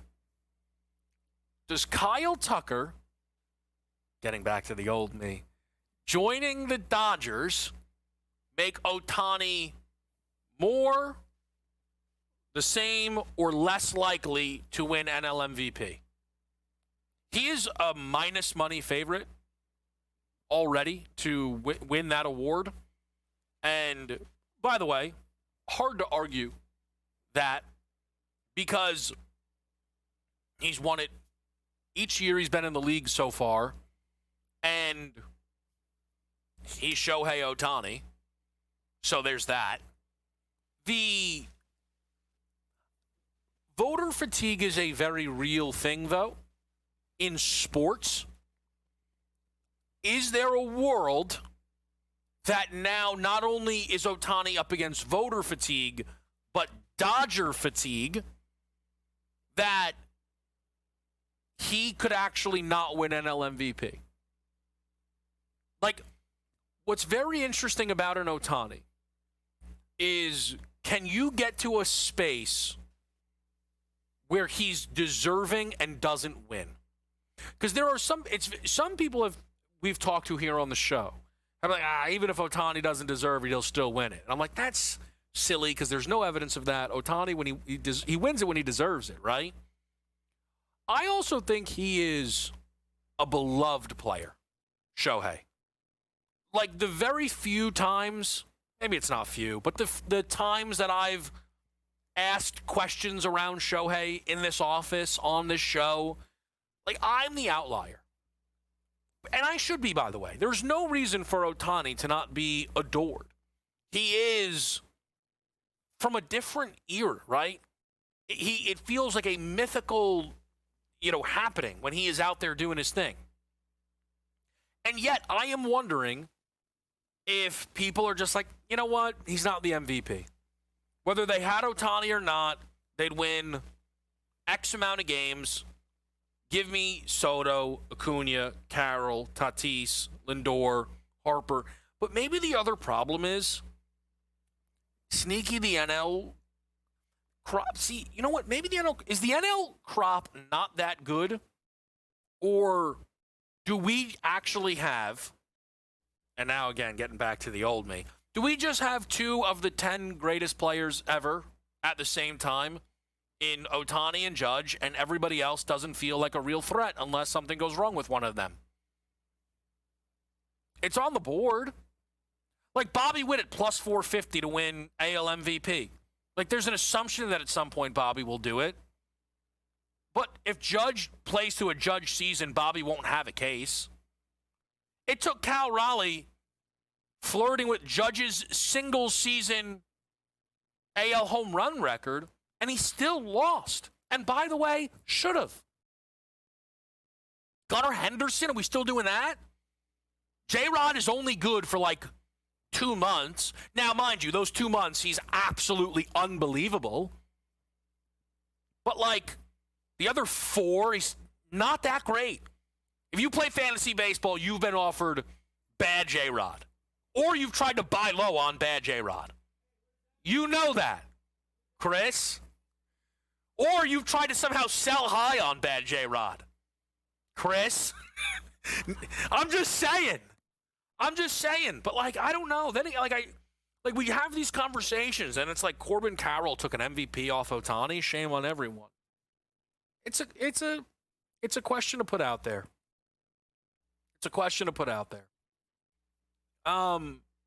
Where are we? Oh, I know where we are. Halftime of this Creighton Providence game.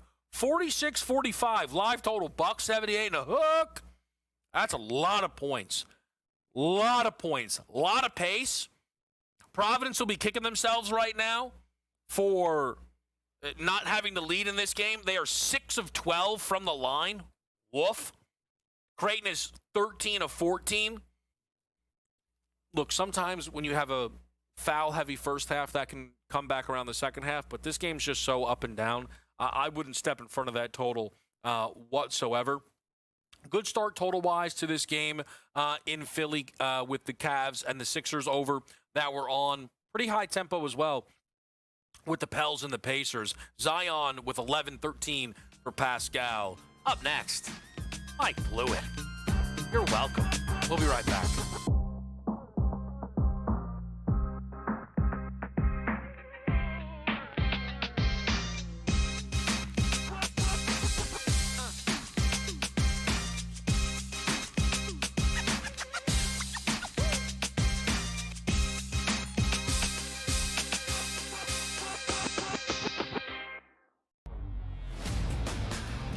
Memphis is shopping John Morant. Yeah, no kidding. They should have shopped him 2 years ago and got rid of him. The problem is, where does he go? Like, what team is going to sit there and deal with a dude who, A, has not been healthy or reliable both on the court or off the court? Like, who's trading for John Morant here, Coach? The Early Line. Only on SportsGrid. New York Giants. They fired their head coach, Brian Dable. Now, they did that during the season. Harbaugh is the favorite by a wide margin. Looking at Kalshi right now, Joe, 56% chance. 56 that he's the coach. The guy behind him is Kevin Stefanski at 25%.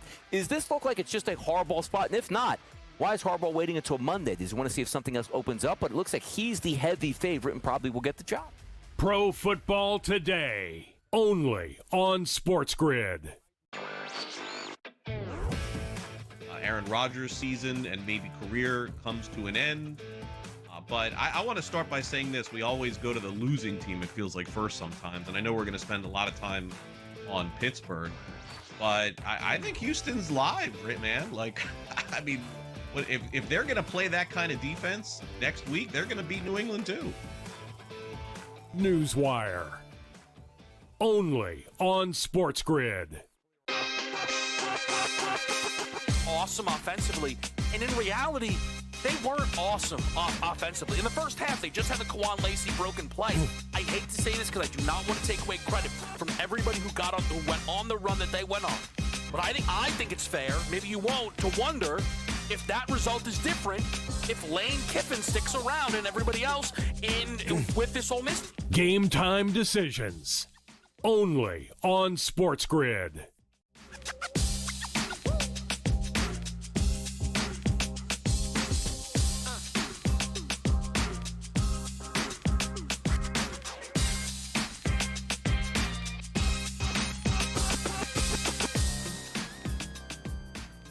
Game time decisions. Mike Blewett. Anything else to say? Not really. Not really. I'm not Mike Blewett. This is Mike Blewett. Of course, leading our coverage on Sundays at 1 o'clock here on SportsGrid, doing an excellent job throughout the NFL postseason. Mike, just think so people know, and also so I know, 3 o'clock start time for you guys in New York? Yeah, we bumped it back to 3. We're just going to cover the first game live. So awesome. We've got AFC action yet again. We've got Texans, Pats. We had Bills, Jags the other day, but we moved back to 3 o'clock here, and we'll likely be 3 o'clock for the conference championship games, which I presume would be the AFC game, but it could get mixed up, right? If the Broncos win and the Broncos are hosting, maybe that's a late game. I think it's dependent, right? Chicago could be an early game if they end up hosting the Niners. Yeah, I think it'll be interesting to see. It feels like everybody's some level of live this weekend. We're, of course, going to go through these games with Mike, but I have been literally waiting all week to do this exercise with Mike because we do this. We always will do the QB carousel. We're going to talk coaches, obviously, but the Super Bowl MVP market is a lot of fun, and I feel like getting prepped, a good way to get prepped for that is talking about who would have won MVP of all of these games if that was the Super Bowl. And some of them are super, super easy. Rams, Panthers, Mike, is where I begin. And there were moments it feels like Puka would have been your in-game favorite for Super Bowl MVP. I kind of feel like Stafford throwing the touchdown to win that game to someone else means Stafford would have won it. Would you agree? It's a good one. Stafford didn't even win the Super Bowl MVP in the Super Bowl that he won. Did not. So that's something to consider. There was no singular standout defensive player in that game, although there were some big plays throughout it. I think Stafford probably gets it. The only other game that I can think of, though, Ben Roethlisberger didn't win the Super Bowl MVP by engineering a touchdown drive. That went to Santonio Holmes that caught the touchdown pass. But you're making the point, if somebody else catches it, does Stafford get that MVP? You're probably right. I think Stafford gets the MVP in that game. Packers, Bears, as simple as Caleb, right? No Loveland, 8 for 137, but didn't score. the whole game felt like it was about Caleb Williams. So I think that one is fairly simple.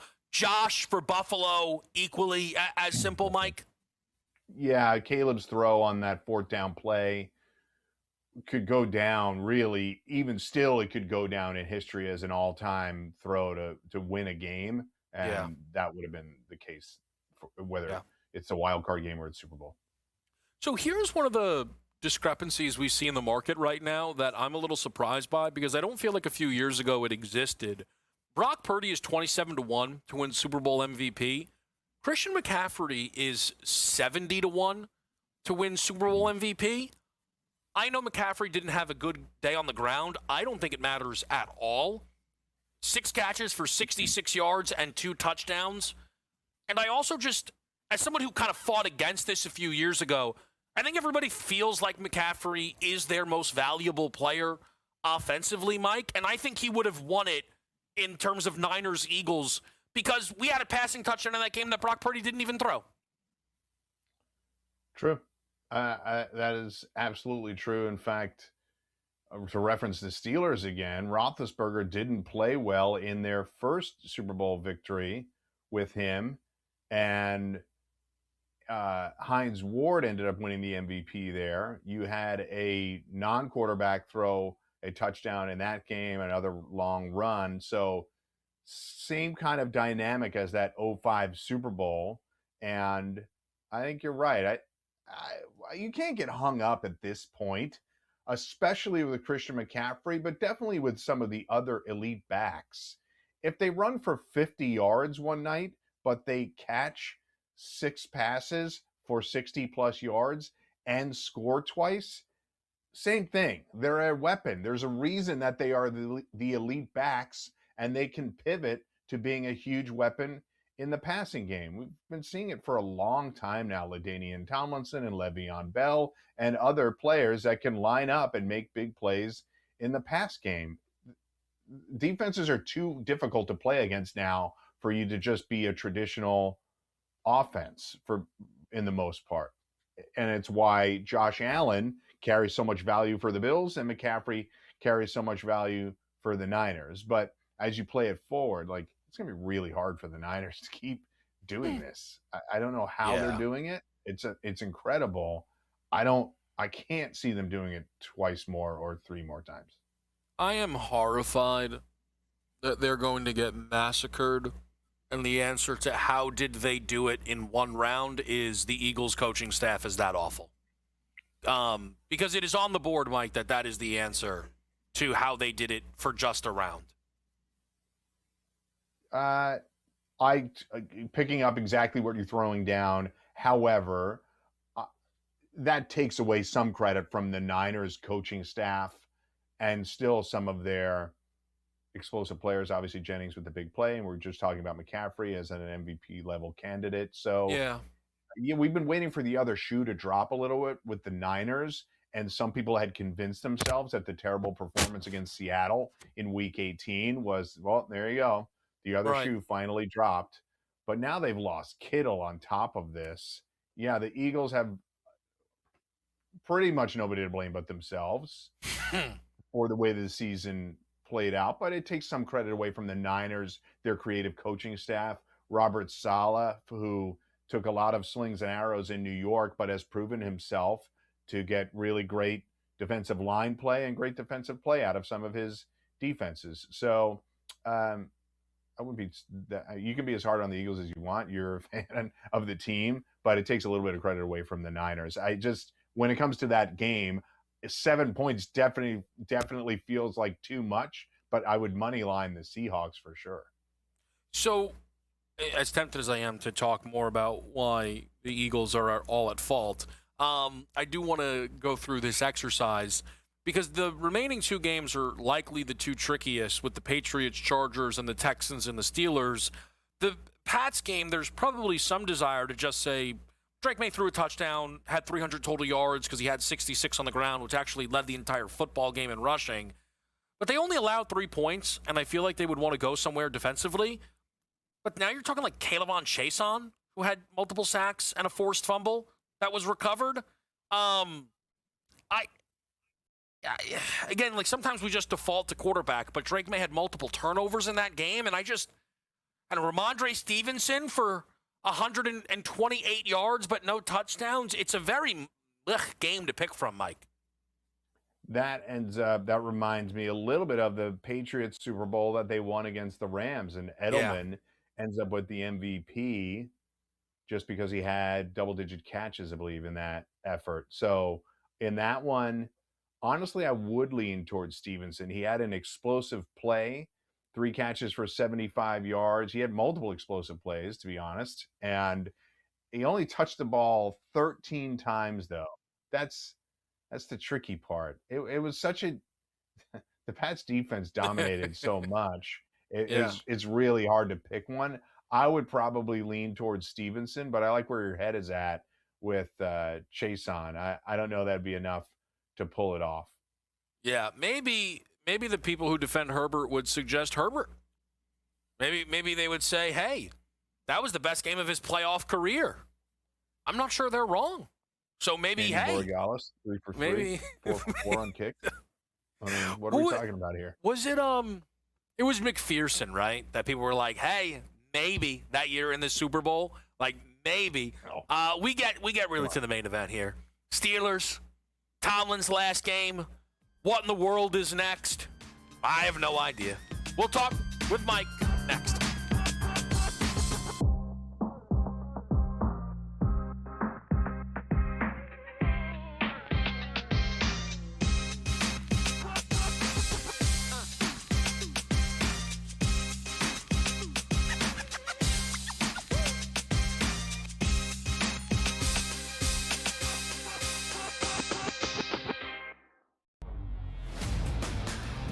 Memphis is shopping John Morant. Yeah, no kidding. They should have shopped him 2 years ago and got rid of him. The problem is, where does he go? Like, what team is going to sit there and deal with a dude who, A, has not been healthy or reliable both on the court or off the court? Like, who's trading for John Morant here, Coach? The Early Line. Only on SportsGrid. New York Giants, they fired their head coach, Brian Dable. Now, they did that during the season. Harbaugh is the favorite by a wide margin. Looking at Kalshi right now, Joe, 56% chance. 56 that he's the coach. The guy behind him is Kevin Stefanski at 25%. Is this look like it's just a Harbaugh spot? And if not, why is Harbaugh waiting until Monday? Does he want to see if something else opens up? But it looks like he's the heavy favorite and probably will get the job. Pro Football Today, only on SportsGrid. Aaron Rodgers' season and maybe career comes to an end. But I want to start by saying this. We always go to the losing team, it feels like, first sometimes. And I know we're going to spend a lot of time on Pittsburgh. But I think Houston's live, right, man? Like, I mean, if they're going to play that kind of defense next week, they're going to beat New England too. Newswire. Only on SportsGrid. Awesome offensively, and in reality, they weren't awesome offensively. In the first half, they just had the Kwan Lacey broken play. I hate to say this because I do not want to take away credit from everybody who went on the run that they went on. But I think it's fair, maybe you won't, to wonder if that result is different if Lane Kiffin sticks around and everybody else with this Ole Miss. Game time decisions. Only on SportsGrid.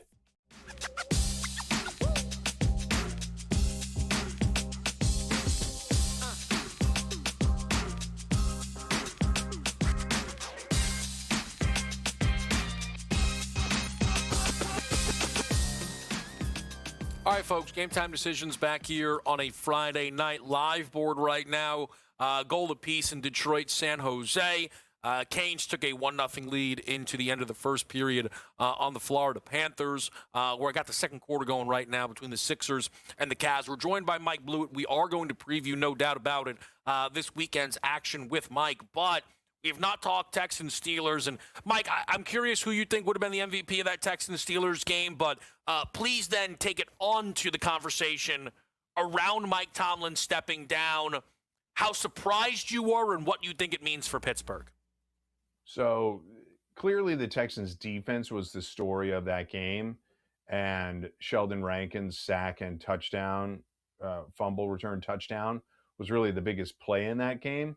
But because the Steelers only had 56 offensive plays, and probably a half a dozen of those, maybe a few more, were meaningless, right? The game was already out of control at the end, which is an odd thing to say because the game was 7-6 in the fourth quarter, but it got so out of control so fast, then the play started to not matter. It didn't really allow for too many Texans players to have lots of plays. Rankins was the biggest play. CJ Stroud had 5 fumbles and a terrible interception, a couple more turnovers, but it probably ends up going to, spectacularly, Christian Kirk, who goes 8 for 144 and a touchdown. He just put up a big line.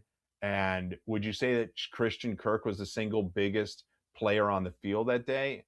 Maybe, but maybe not too. It's a hard one. It probably ends up going to Kirk only because of the stat line, but I would throw a shout out to Rankins because his play was a big one. But even on that play, Kevin, he did not create the fumble really. He gets credit for he just kind of picked it up. He just picked up the ball and ran with it. Somebody else had the sack. Daniil Hunter had 1 tackle on the day, 1 sack.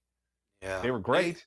They terrorized the offensive line, but nobody had the opportunity. Jalen Petrie had the most tackles at 7. So anyway, Woody Marks had a good day too, 19 for 112 and a score. But I give the Texans a lot of credit. And I picked the Bills, my preseason pick out of the AFC. But if you asked me to reset before the playoffs, even though I was rooting for the Steelers, and I think I even referenced this last week, Texans are a lean for me to get to the Super Bowl. And I think they proved, at least half the team proved, as to why that's a viable reality. Now, they can't play anything remotely like that offensively.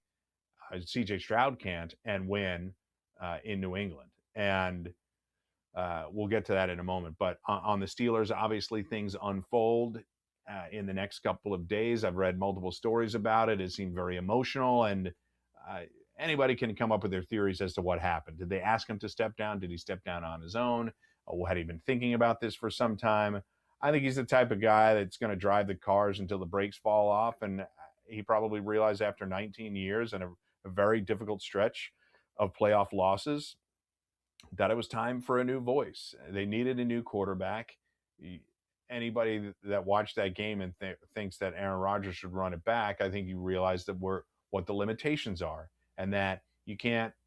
There's certain quarterbacks that you can put under center and realize, well, we don't really have a chance to win the Super Bowl. And I think you realize that now with him, as great a career as he has. I think he's one of the best quarterbacks I've ever seen, but he's different now. And there were plays that happened in that Texans game that make you realize, well, that would not have happened 10 years ago. He would have avoided that. He would have thrown that away.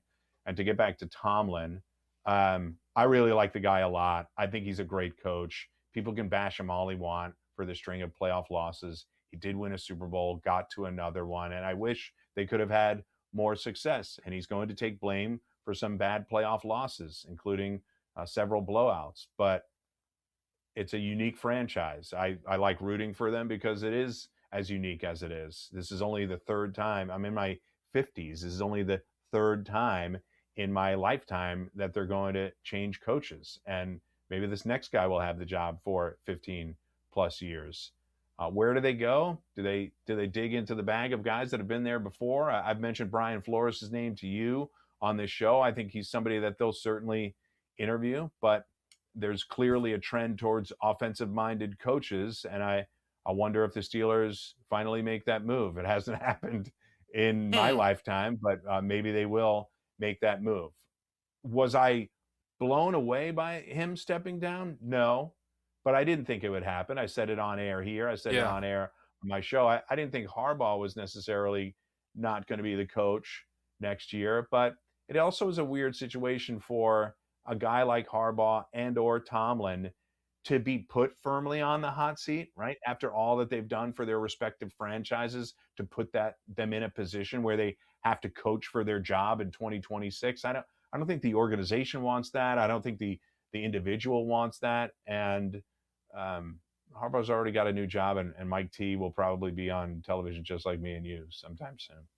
Yeah, from the Kalshi, the prediction markets, Mike, Chris Shula is a name that we're seeing push now over that 30% marker up to 42%. It would not surprise me at all for this team to go young plus defense.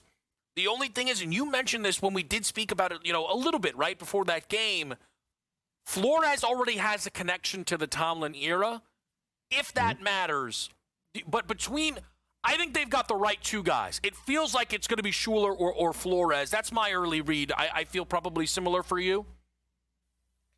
Yeah, I would say so. Half the Rams coaching staff is interviewing, leading up to this game. Has me doubting a little bit, but yeah, I think that's right. They'll take a look. Both coordinators are going to be gone too. I think it's a rare situation where the Steelers are going to clean house pretty good, and I wouldn't be surprised if a lot of players move on as well. TJ Watt is probably the one guy you assume stays, but I think they have some nice pieces. But that young offensive line that started to blossom a little bit this year didn't look that great, right? Didn't look that great on Monday night. It doesn't matter if they're playing the number one team in the league on defense. They needed to do more, and they didn't get it done. Yeah, all right, we're going to take a break here on Game Time Decisions. We're going to get best bets for the weekend. We're going to have Mike stick around, get some picks from him as well, and best bets for the rest of the night after the break here on SportsGrid.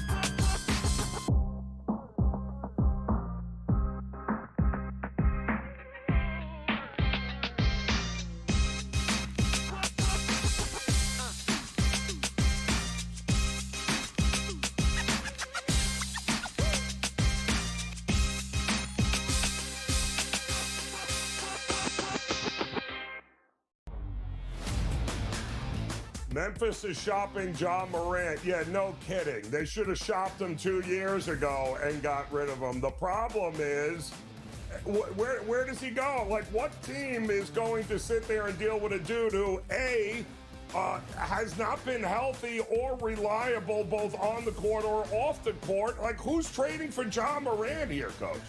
The Early Line. Only on SportsGrid. New York Giants. They fired their head coach, Brian Dable. Now, they did that during the season. Harbaugh is the favorite by a wide margin. Looking at Kalshi right now, Joe, 56% chance. 56 that he's the coach. The guy behind him is Kevin Stefanski at 25%. Is this look like it's just a Harbaugh spot? And if not, why is Harbaugh waiting until Monday? Does he want to see if something else opens up? But it looks like he's the heavy favorite and probably will get the job. Pro Football Today. Only on SportsGrid. Aaron Rodgers' season and maybe career comes to an end. But I want to start by saying this. We always go to the losing team, it feels like, first sometimes. And I know we're going to spend a lot of time on Pittsburgh.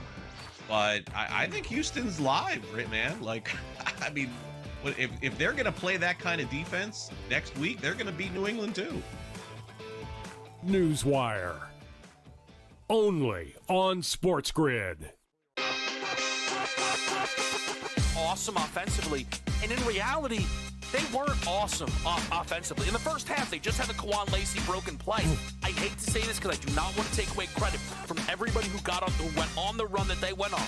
But I think it's fair, maybe you won't, to wonder if that result is different if Lane Kiffin sticks around and everybody else with this Ole Miss. Game Time Decisions. Only on SportsGrid.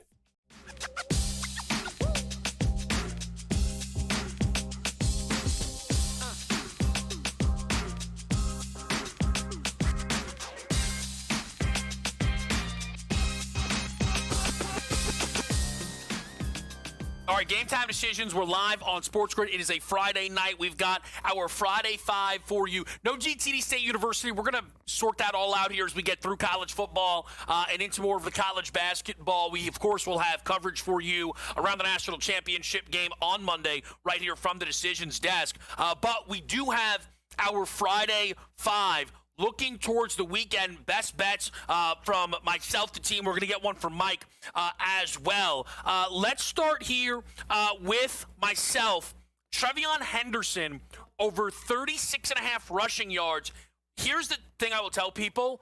I am much less concerned about this specific straight bet and far more interested in the opportunity to ladder bet Trevion Henderson, which is what I will be doing. Trev last week was inefficient and didn't have a big workload, but prior to that, he really was the guy. And I know Stevenson's been great, but there's a chance that Henderson takes that job back in game or just hits a huge one. So I think the 50, the 80, the 100, the 120 are all live for Henderson. Chris is going to go to the Bills-Broncos game for a James Cook anytime touchdown. I think it makes a lot of sense to see if Cook bounces back and is able to get into the end zone. I do not mind that look at that price. We've got Yarnell laying the 7 with Seattle. I think that is kind of shaping up to be the sharper side of the coin in that game. It seems like there are bets on San Fran at 7, but hey, we saw last week, all the moves didn't come in. Maybe that's not going to happen again. We will find out. AJ's going to go Bears money line, aggressive. I can't get mad at it. How about the Mystery Man? One of the more expensive tickets we've seen a Mystery Man submit. It is going to be on Loveland over 4.5 grabs at minus 162. Mike, anything stand out there and something for yourself for the weekend?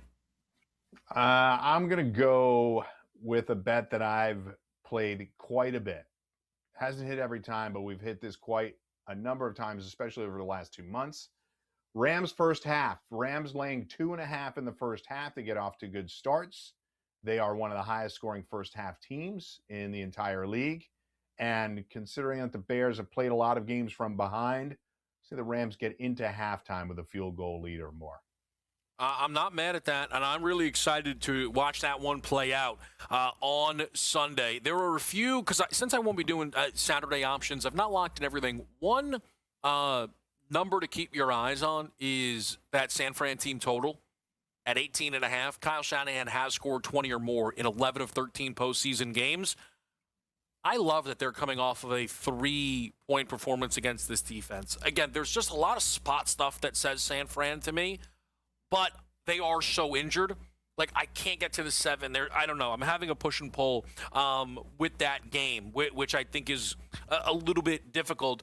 Mike, Saturday-wise, that Broncos-Bills game, has anything else stood out to you for that one with the line moving a little bit? I think that's the toughest one, really, of the weekend. But the rushing attempts for Josh Allen, we hit that last week, and I think you have to keep an eye on it. Again, I'm not sure where they have this line right now. Here we go. We've got Josh Allen at 8.5. Now, this one's being bet to the under. Presumably, Denver will control the ball more, but Allen hit double-digit attempts last week. If you think the Bills are going to win, you might get the benefit of a couple of kneel downs from Allen as well. So I think that's one I'm going to continue to take a look at. They put a lot on him during the postseason, and it is absolutely a line that you want to track live. So if the Broncos have the ball early, take a little bit of air out of the ball, watch that Josh Allen rush attempts number go down, and then bet it over if you think 9 is too rich. So I keep an eye on that, but I'm going to ride with the Bills one more time. I think they get one more upset, even though I think it's a tough one. I was encouraged, Kev, by their defense against the Jaguars. I don't know that they can play that well again, but I was encouraged by it. I know they gave up a touchdown, but they didn't get run over like some people thought they might, because the defense doesn't appear to be good enough to win a Super Bowl. We're going to find out. You guys know I like Denver to make it out of the AFC. That's how I feel in that spot. But we'll find out, man. We'll see if Josh has a Superman game like a lot of people think he needs to have. Best bets that are not off the board just yet. For myself, Kansas, Baylor under the 157.5. AJ's Marquette money line against DePaul. And then Yarnelli with a little Alex Sarr late night 26.5 points plus rebounds against the Sacramento Kings. In-game live is next on SportsGrid. We'll see you this weekend.